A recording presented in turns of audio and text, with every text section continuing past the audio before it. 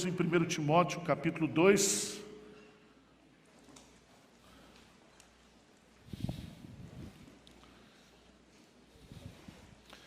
Versos de 3 a 6.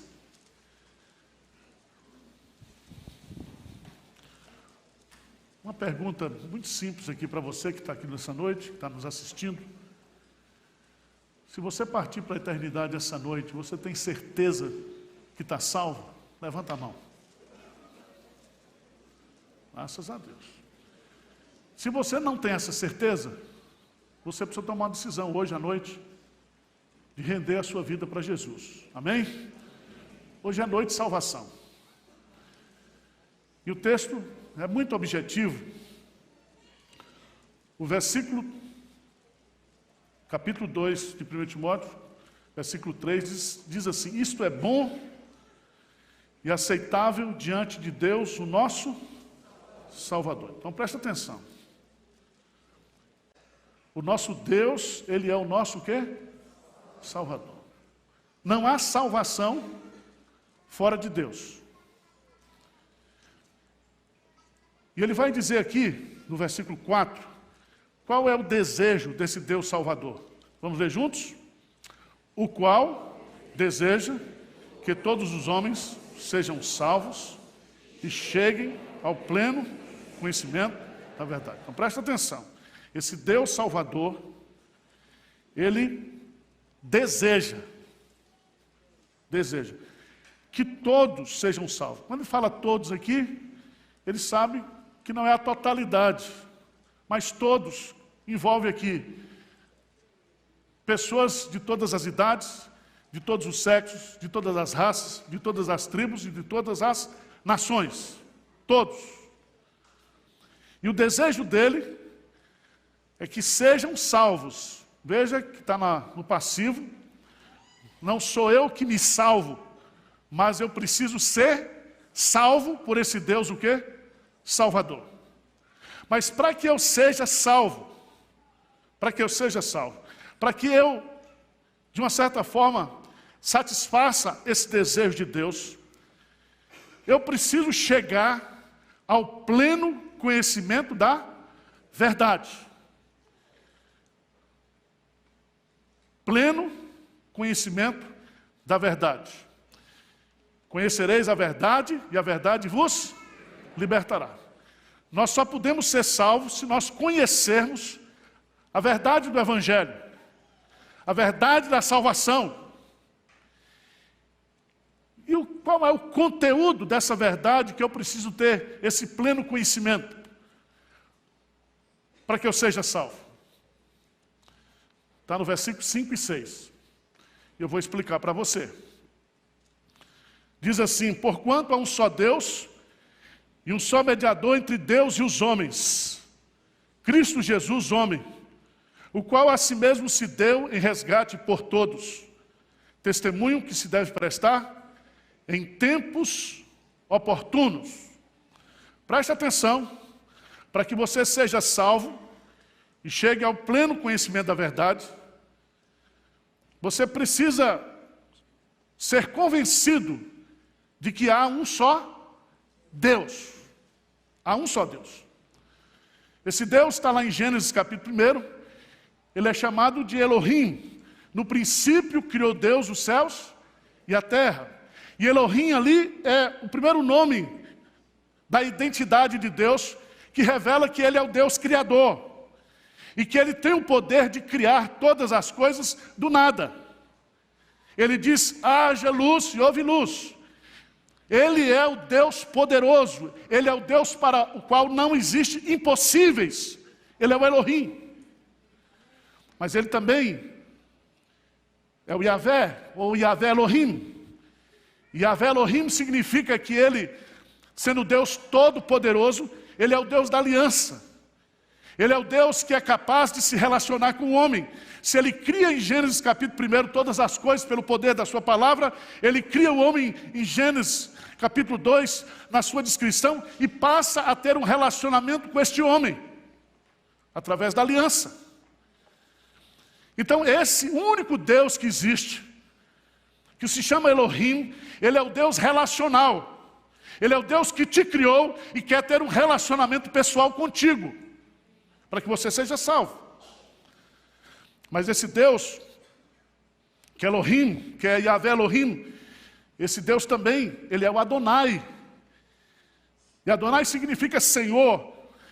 E esse Deus que criou todas as coisas, que se relaciona com os homens, é o Deus que cuida providencialmente de todas as coisas.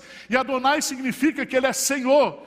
Ele é o provedor, ele é aquele que cuida, que sustenta, que dirige todas as coisas, que controla todas as coisas, com sabedoria, poder e graça. Adonai é aquele que faz com que eu e você estejamos vivos agora, nesse momento, porque é por causa do Senhor que nós somos, que nós vivemos, que nós existimos. Se nós estamos vivos, é pela providência de Adonai. Mas esse Adonai, que é Yahvé Elohim, que é Elohim, ele é também o Deus que providenciou a redenção. Ele é o Deus redentor. Como diz lá em Isaías, eu sou o teu redentor, ó Israel. Ele é o Deus que aparece aqui como Deus nosso Salvador. Significa que ele providenciou um plano de salvação, um projeto de salvação, para que todos sejam salvos, para que todos tenham pleno conhecimento desse plano e sejam salvos. Há um só Deus. Há um só Deus. E quando ele entrega as tábuas da lei, ele coloca 2 mandamentos no início. Ele diz assim: não terás outros deuses diante de mim. Porque só existe um Deus. Mas ele diz: não farás para ti também imagens de escultura. Não projetarás, não criarás, não imaginarás esse Deus. Aceite o Deus da revelação bíblica. Aceite o Deus da Bíblia. Há um só Deus.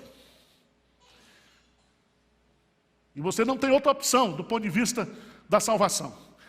Mas em segundo lugar, o texto nos diz que há um só Deus, exclusivo, e um só mediador entre Deus e os homens. Veja que a mediação não é entre os homens e Deus, porque não existe essa mediação. O plano de salvação vem de Deus para nós. Essa palavra mediador, ela está presente no mundo jurídico romano, nos tribunais. Era a figura daquela pessoa que mediava partes conflitantes, que fazia a reconciliação das partes. E essa palavra é colocada aqui, porque por causa do meu pecado, do seu pecado, nós estamos em guerra, em conflito contra Deus. Então nós precisamos desse mediador, dessa figura jurídica, que vai fazer essa mediação, essa reconciliação de Deus para nós. E eu queria que você entendesse que esse mediador, ele tem um nome. Esse nome é Cristo Jesus, homem. Por que não é Jesus Cristo? Porque Cristo é a figura da divindade e Jesus é a figura humana. Cristo Jesus, homem, nós cantamos aqui. Jesus Cristo, ele faz essa mediação. O apóstolo Paulo, usando essa linguagem jurídica, em Romanos, capítulo 5, versículo 1, ele diz: justificados, pois, mediante a fé, temos paz com Deus, por meio de Jesus Cristo. Então a paz com Deus, o relacionamento amigável com Deus, só se dá por causa de Jesus Cristo. E não há salvação fora de Jesus. Se você pegar a sua Bíblia, por favor, abra aí Atos dos Apóstolos, capítulo 4, versículo 12. Atos dos Apóstolos, capítulo 4, versículo 12.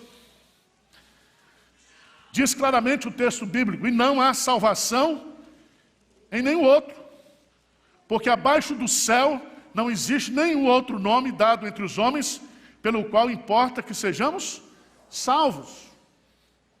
Não há salvação em Allan Kardec, não há salvação em Buda, não há salvação em Maria, não há nenhum ser humano que possa nos reconciliar com Deus, fazer essa mediação, que não seja Jesus Cristo. E o texto diz, Cristo Jesus o quê? Homem. E aqui você precisa entender que para que houvesse essa mediação, Cristo teve que se fazer Jesus. Em outras palavras, ele teve que se encarnar, ele teve que se tornar homem, ele teve que abrir mão da sua divindade, ou, de uma certa forma, esvaziar-se da sua glória e assumir a forma humana. E o Natal é justamente isso. Nós estamos comemorando aqui a encarnação de Jesus Cristo, e a sua encarnação vai determinar o seu sacrifício. E o Verbo se fez carne e habitou entre nós. Você precisa entender isso.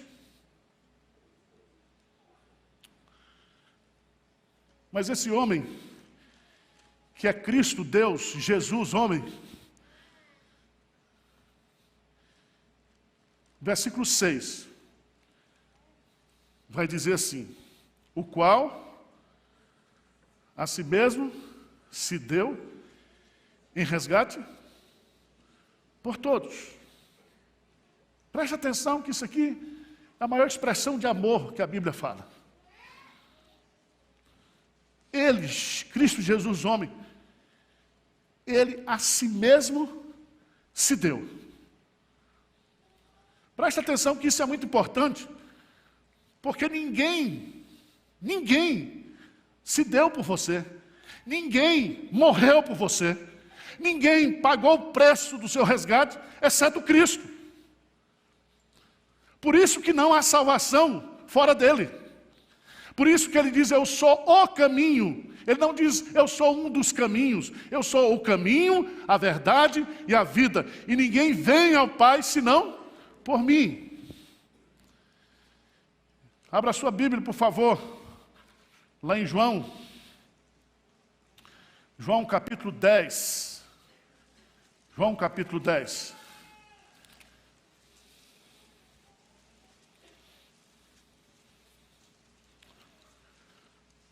Versículo 17 e 18. Leia comigo, por favor. O que é que diz aí? Por isso o Pai me ama, porque eu dou a minha vida para reassumir. Ninguém a tira de mim, pelo contrário, eu espontaneamente a dou. Tenho autoridade para entregar e também para reavê-la. Este mandato recebi de meu Pai. Olha que coisa extraordinária. Jesus se entregou por mim, por você, espontaneamente. Ele recebeu essa autoridade do Pai. E a razão por que ele fez isso é porque ele te ama, ele nos ama. E por causa do seu amor, esse amor incompreensível, esse amor imensurável, ele deu a sua vida por nós. Ele morreu por nós. E ele vai dizer e revelar em João capítulo 15, no versículo 13, e eu quero dizer para você que não existe ninguém que ama mais você do que Jesus. Ninguém. O apóstolo Paulo diz que o amor de Cristo nos constrange. E ele vai dizer em João 15, versículo 13, vamos ler juntos, abra a sua Bíblia, leia comigo, João 15, 13. Ninguém tem maior amor do que este, de dar a alguém a própria vida em favor dos seus amigos. Preste atenção, ele deu a sua vida espontaneamente por amor. Por amor. E a Bíblia fala que ninguém tem maior amor do que este. Ele nos amou e se entregou por nós, sendo nós ainda o quê? Pecadores. Ninguém tem maior, ninguém tem. Você não vai encontrar amor maior do que este. Mas volta lá para o texto. O qual a si mesmo se deu, aí vem uma palavra muito séria, se deu em resgate. O que significa isso? Significa que eu e você, por causa do nosso pecado, por causa da nossa natureza pecaminosa, nós somos escravos do pecado, nós somos escravos da morte, nós somos escravos de Satanás, nós somos escravos da condenação eterna. Se você não receber Jesus, se você não crer em Jesus, se você não chegar ao pleno conhecimento dessa verdade, você está perdido agora e eternamente. Você precisa se render a este amor. E esse resgate, no grego, significa Ele pagou o preço da nossa redenção. E você tem que entender a figura que Paulo usa aqui, lembrando dos escravos romanos, onde escravos eram expostos no mercado. E muitos iam lá e compravam aqueles escravos e pagavam o preço. Sabe o que Jesus fez por mim e por você? Ele pagou o preço da nossa redenção. E Ele não pagou com prata e com ouro. Pedro diz, Ele pagou com o seu precioso sangue. Ele deu a sua vida, Ele morreu no seu lugar, no meu lugar. Ele recebeu sobre si a justa punição de Deus, a ira de Deus, para que eu e você pudéssemos ter a redenção, a salvação. Você não pode passar mais um Natal sem Jesus. Jesus tem que entrar na sua vida esta noite. Veja o que Deus deseja: que todos os homens sejam salvos e cheguem ao pleno conhecimento da verdade. E o pleno conhecimento da verdade é que existe um só Deus, que existe um só mediador entre Deus e os homens, que é Cristo Jesus, e Ele faz essa mediação através do seu sacrifício, através do preço que Ele pagou por todos, por todos. E Paulo termina dizendo, testemunho que se deve prestar em tempos o quê? Oportunos. E qual é o tempo oportuno? Hoje. Hoje é o dia da salvação. Hoje é o tempo oportuno. Porque eu não tenho amanhã, eu não tenho o ontem, eu só tenho hoje. E se hoje ouvirdes a voz do Espírito Santo, não endureçais os vossos corações. Vocês estão me entendendo ou não? Está mais objetivo do que isso? E o que você vai fazer com isso? Você vai voltar para casa perdido de novo? Ou vai entregar a sua vida para Jesus hoje à noite? Vamos ficar de pé? Vamos orar?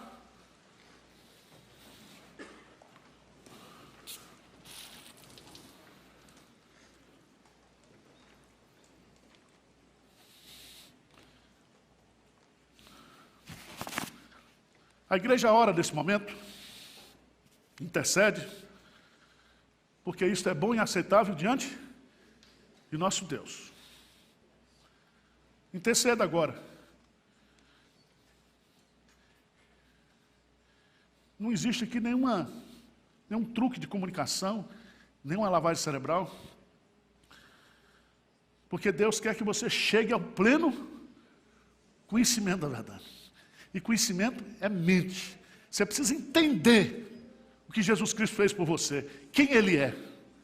E nessa noite, você pode dizer assim, eu quero receber Jesus como meu único e suficiente Salvador.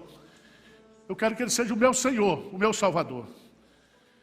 Quem quer tomar essa decisão? Levante uma das suas mãos que eu quero orar por você agora, entregando sua vida para Jesus. Louvado seja Deus. Tem mais Entregue a sua vida para Jesus nesta noite. Senhor Deus, olha para esse auditório lotado aqui, Senhor. Olhe para aquelas pessoas que estão nos acompanhando na internet. O Evangelho não é mistério. O Evangelho é simples. O Evangelho é o teu amor. É a compreensão daquilo que o Senhor fez por nós em Cristo Jesus. Então, ó Espírito Santo, convence o homem nesta noite, cada pessoa que está aqui do seu pecado. Convence cada um aqui da justiça que há em Cristo. Convence a cada um aqui que se ele não recorrer à justiça de Cristo, haverá o juízo final. Tem misericórdia da minha vida, da vida de cada pessoa que está aqui. E que teu Santo Espírito continue a fazer essa obra na mente e nos corações daqueles que estão nos assistindo e participando desse culto. Nós oramos em nome e para a glória de Jesus. Amém. Pode sentar.